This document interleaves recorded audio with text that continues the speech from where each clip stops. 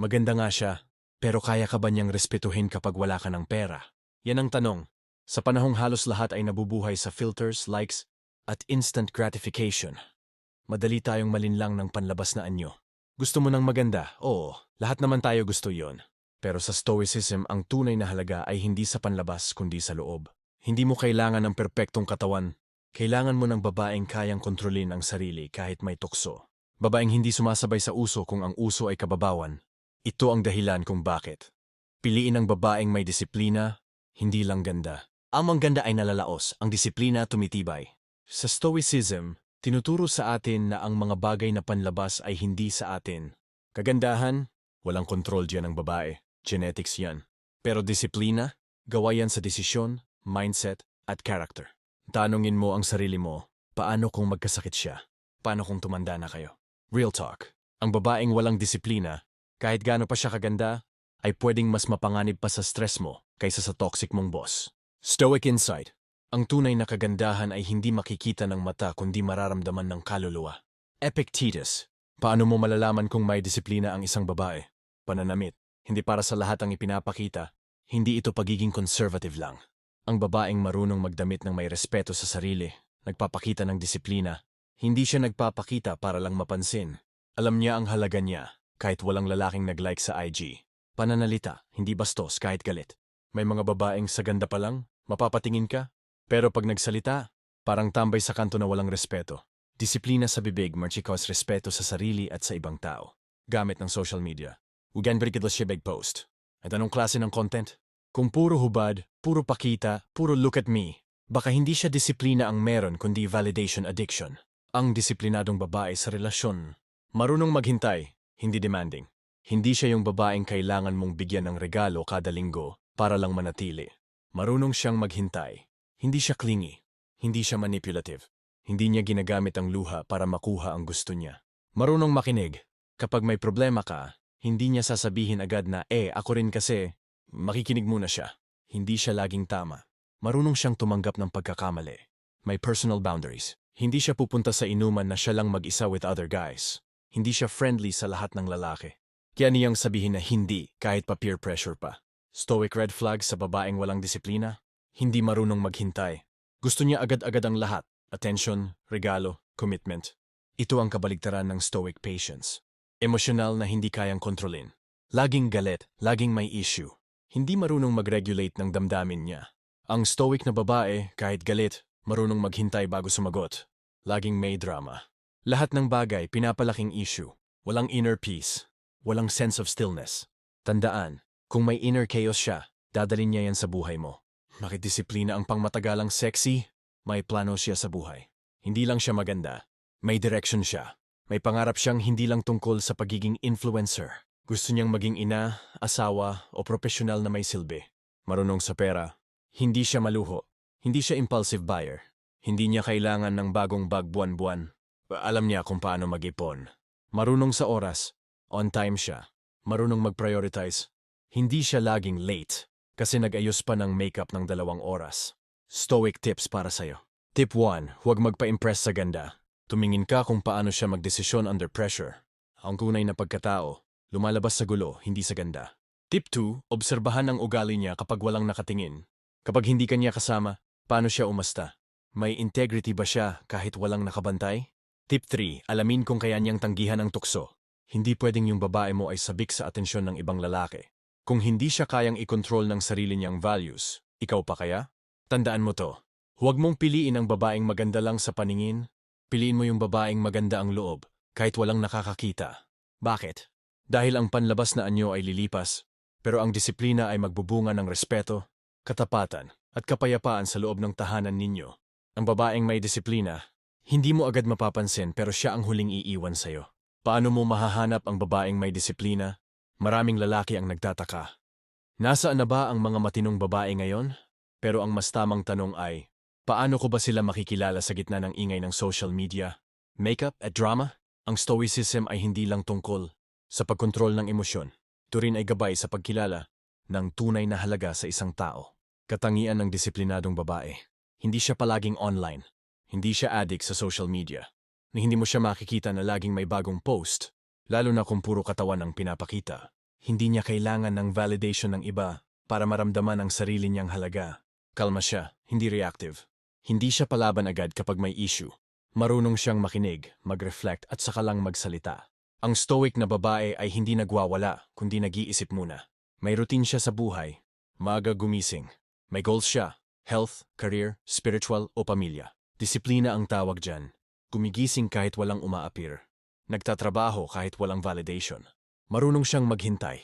Hindi siya nagmamadali sa relasyon. Hindi siya nagpupush agad ng ano na tayo. After 3 dates, hindi siya gumagawa ng moves para makuha ka agad kasi desente siya. Galing yung disiplinadong babae sa relasyon. Marunong siyang mag-communicate ng kalmado.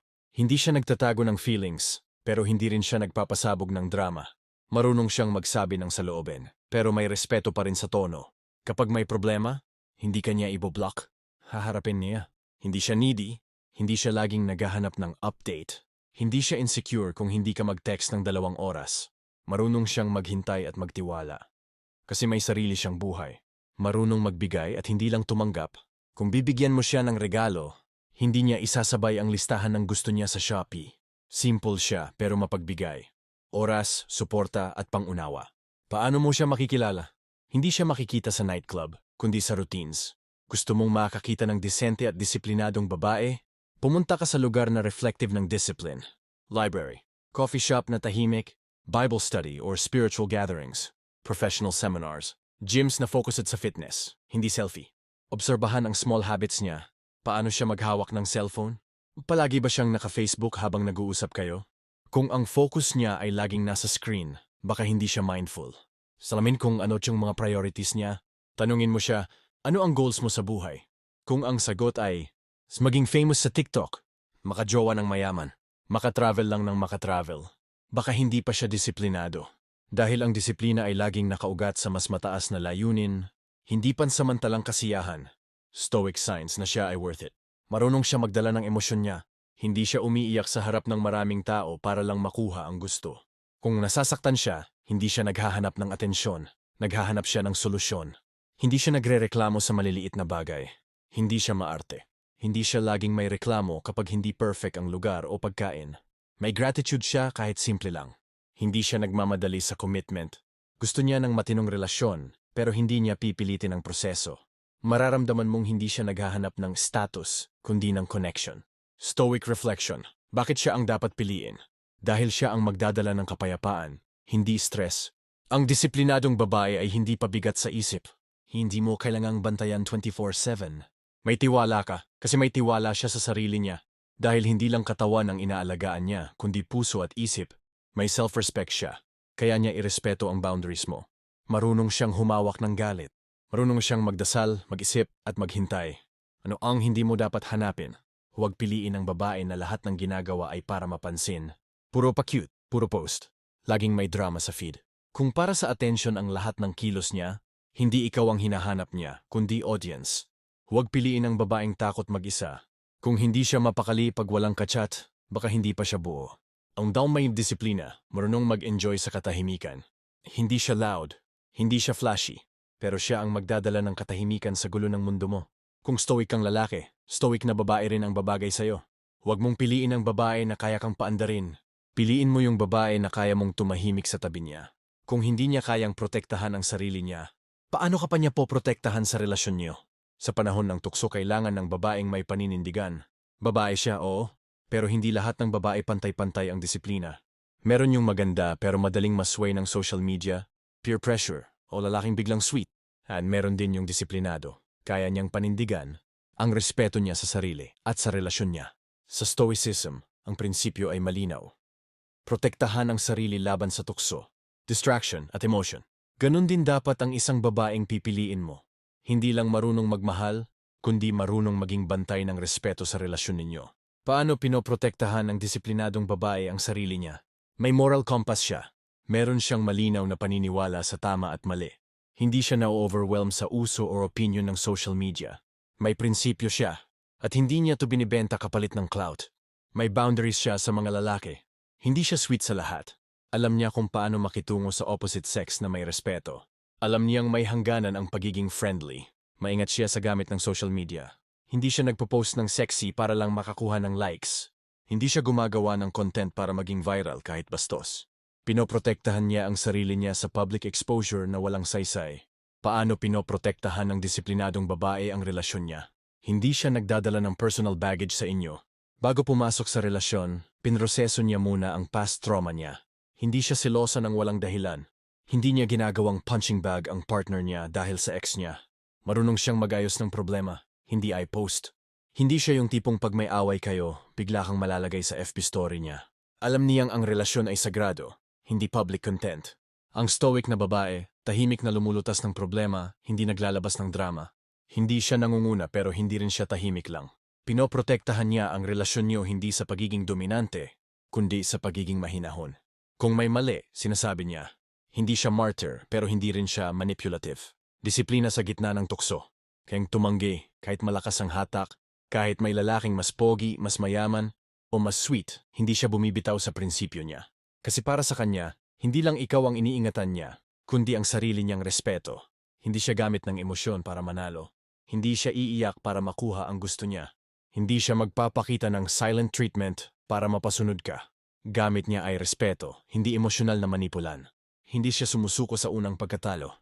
Kapag may problema, hindi niya agad iniisip ang breakup bilang solusyon. Ang una niyang tanong ay, paano natin naayusin ito?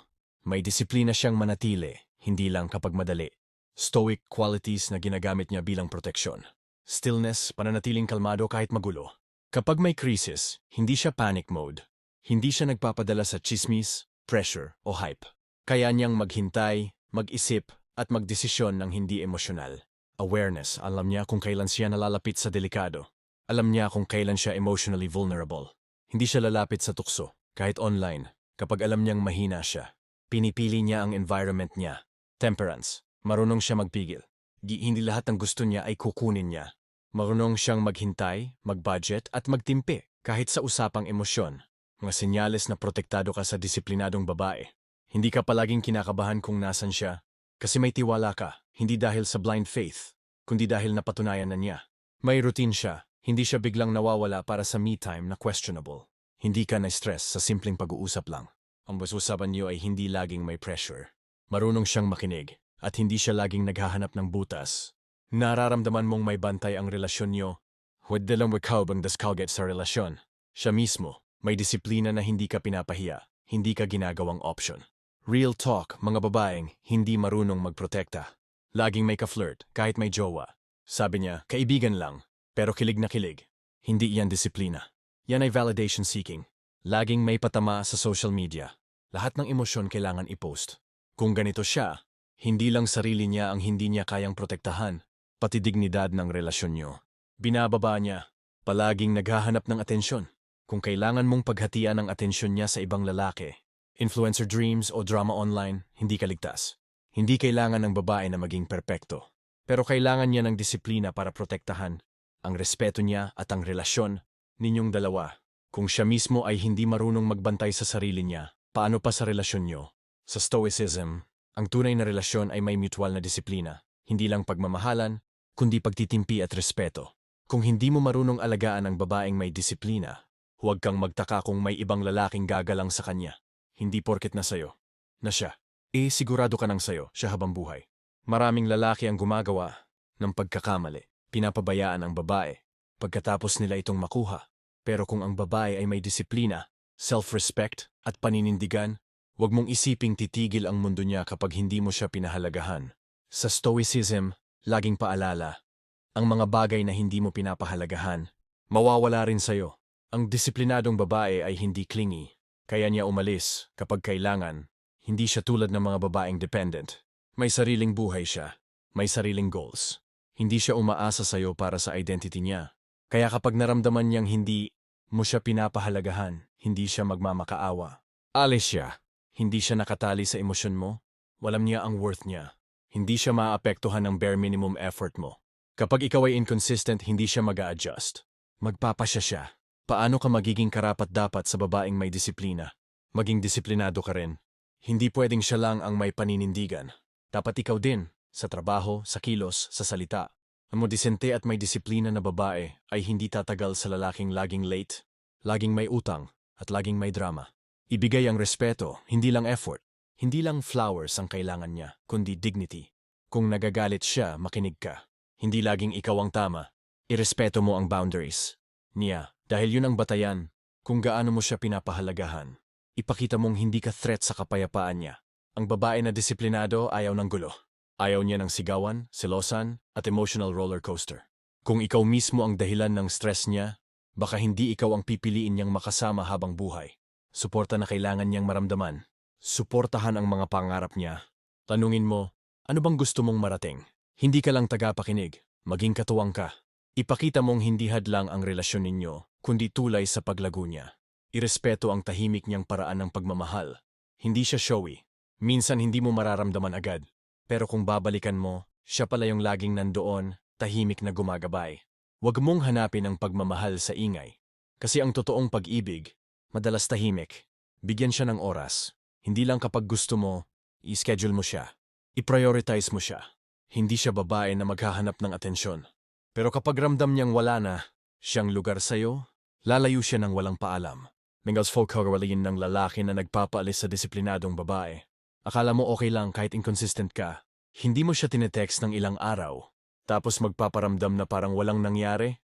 Hindi siya desperate. Hindi rin siya insecure. Sa stoic mindset, ang taong hindi consistent, hindi karapat-dapat sa tiwala. Pinagsesilosan mo siya kahit wala namang mali. Kapag disiplinado ang babae, hindi niya kailangan ng micromanagement. Ang overthinking mo ay stress para sa kanya. Dapat ang relasyon ninyo ay base sa tiwala, hindi sa takot. Hindi mo siya pinapakinggan, gusto mo lang manalo. Hindi siya sumasama sa'yo para palakpakan ka. Gusto niya ng partnership, hindi dictatorship. Kapag hindi mo siya kayang pakinggan, hindi ka niya pipilitin. Lalayo siya. Stoic mindset ng lalaki na worth it sa babaeng may disiplina. Marunong kang mag-reflect bago mag-react. Kapag may away, hindi ka agad galit. Niisip mo muna kung may point ba siya. Ang stoic na lalaki ay hindi pikon. Marunong tumanggap ng pagkakamali. Marunong kang magbigay ng security, hindi control. Hindi mo kailangan siyang pagbawalan. Ang disiplina niya ay galing sa loob, hindi dahil takot siya sa'yo. Ang trabaho mo ay protektahan siya, hindi ikulong. Nakikita mong blessing siya, hindi responsibility. Hindi mo siya tinitiis, pinapahalagahan mo siya. Hindi mo siya tinitingnan bilang dagdag trabaho, kundi katuwang. Kapag pinabayaan mo siya, hindi ka na makakahanap ng katulad niya. Baka hanapin mo lang siya kapag may ibang lalaki na ang nagmamahal sa kanya. Dahil dun mo lang marirealize, iba siya sa lahat. Tahimik, marespeto, may paninindigan. Baka dumating ang araw na maisip mong, dapat pala siya na lang. Pero kung huli na ang lahat, kasalanan mo na. Tandaan mo, disiplinado rin siya sa pagbitaw. Hindi siya magdadrama. Hindi siya magpapaawa. Pero pag lumayo siya, hindi na siya babalik. Kung mapalad ka na makahanap ng disiplinadong babae, wag mo siyang sayangin. Minsan lang siya dumaan sa buhay mo. Hindi siya flashy, pero siya ang tunay na kayamanan. Hindi siya maingay, pero siya ang pinakakalmado mong sandalan. Kung ikaw ay stoic, dapat alam mong ang mga bagay na may halaga ay pinapangalagaan. Ang babaeng may disiplina ay hindi para sa lalaking pabaya. Kung meron ka nito ngayon, mahalin mo siya, pahalagahan mo siya, at huwag mo siyang palayain. Kung gusto mong makahanap, ma-attract, at mapanatili ang babaeng may disiplina, comment mo, hindi ko siya papakawalan.